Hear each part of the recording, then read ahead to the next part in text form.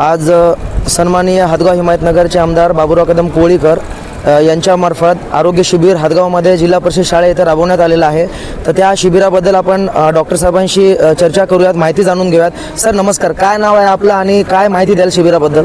माझं नाव डॉक्टर शशांक आहे। मी इथे शिबिर प्रमुख म्हणून आलो आहे। आमची पूर्ण टीम आली आहे इथे सावंगी मेघेवरून आणि इथे ऑलमोस्ट सगळे जे रुग्ण आहेत त्यांची तपासणी होत आहे आणि सर्व रोग निदान शिबिर आहे। जसं तुम्ही पॉम्पलेटमध्ये वाचू शकताल की सर्व रोग निदान शिबिर आहे की ऑलमोस्ट सगळे डिपार्टमेंटचे तज्ञ डॉक्टर्स इकडे आलेले आहेत आणि जवळपास आता 1,500 पेशंट्स आम्ही तपासलेले आहेत आमच्या तज्ञ डॉक्टरांनी आणि इथे मोफत उपचार शिबिर आहे आणि जे पेशंट्स रेफर होतील ते मग सावंगीला त्यांचं पुढील उपचारासाठी त्यांना नेण्यात येईल। धन्यवाद सर। हे जे शिबिर आहे याला काही चार्ज वगैरे आहे का, फ्री ऑफ कॉस्ट आहे? नाही, पूर्ण फ्री ऑफ कॉस्ट आहे। नोंदणीपासून नोंदणी फ्री आहे, डॉक्टरांचा ते सल्ला आहे तो फ्री आहे आणि सगळं फ्री आहे इथे, इवन औषधी पण फ्री आहे तिथे। ओके सर, मेघे सावंगी इथं आल्यावर पेशंटला राहण्याची खाण्याची सोय पण तिकडे तिथे सगळं मोफत आहे। त्यांना ते गुलाबी पर्ची जेव्हा डॉक्टर लिहून देतात ती गुलाबी पर्ची सांभाळून ठेवणे आहे आणि ती गुलाबी पर्ची सावंगीला सावंगी मेघेच्या हॉस्पिटलला दाखवल्यानंतरच त्यांना ते मोफत तिथे बेड मोफत मिळेल, जेवण मोफत मिळेल, त्यांच्यासोबत एक जो नातेवाईक राहील त्यांनाही मोफत राहील। सर शिबिराच्या व्यतिरिक्त जर एखादा गरजू पेशंट आला तर त्याचं काही होईल का तिथे, म्हणजे गव्हर्नमेंटच्या फॅसिलिटीज लागू आहेत का? हो, 1-2 जसं हे सांगू शकतील तुम्हाला आमचे कार्यकर्ते आहे, सामाजिक कार्यकर्ते।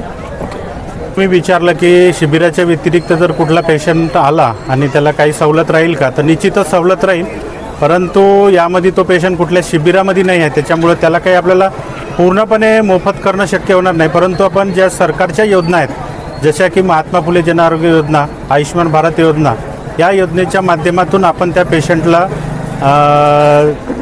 त्याचा आजार जर त्या योजनेमध्ये बसला तर आपण त्याचं पूर्णपणे मोफत करू, अन्यथा त्याला नाही बसला तर त्याला काही चार्जेस लागेल, ते त्याला नॉमिनल चार्जेस राहील ते त्याला करावं लागेल। आणि राहिला प्रश्न, शक्यतो पेशंटनी शिबिरात येऊनच तपासणी करणं चांगलं राहील, परंतु त्या शिबिरात जर त्या पेशंटला येऊन शिबिराच्या व्यतिरिक्त करायचं असेल तर त्याला आमच्या इकडे कौटुंबिक आरोग्य विमा कार्ड आहे, ज्या कार्डाच्या माध्यमातून पेशंटला काही तपासण्या होतात, ICUचे चार्जेस किंवा काही आणखी इतर काही तपासण्या असतात, त्या तपासण्यामध्ये 20% सवलत राहतात। वर्षभरासाठी ते सवलत राहते 4 लोकांचे आणि एक त्याला नॉमिनल चार्जेस म्हणून 300 रुपये त्या कार्डाची किंमत पेड करावं लागते। जर हे कार्ड असलं तर त्याला त्याच्या तपासण्यामध्ये पण काही सवलत त्याला प्राप्त होऊ शकते। नक्कीच सर, गोरगरिबांसाठी हॉस्पिटल आणि इकडचे जे आमदार आहेत हे नक्कीच कार्य यांचं खूप महान आणि चांगलं आहे। हॉस्पिटलबद्दल थोडीशी माहिती द्याल सर, एक्झॅक्ट कुठं आहे का? सावंगी मेघे हॉस्पिटल हे वर्धेवरून 4 किलोमीटर अंतरावर आहे। रुग्णालयाचं नाव आहे आचार्य विनोबा भावे ग्रामीण रुग्णालय सावंगी मेघे वर्धा।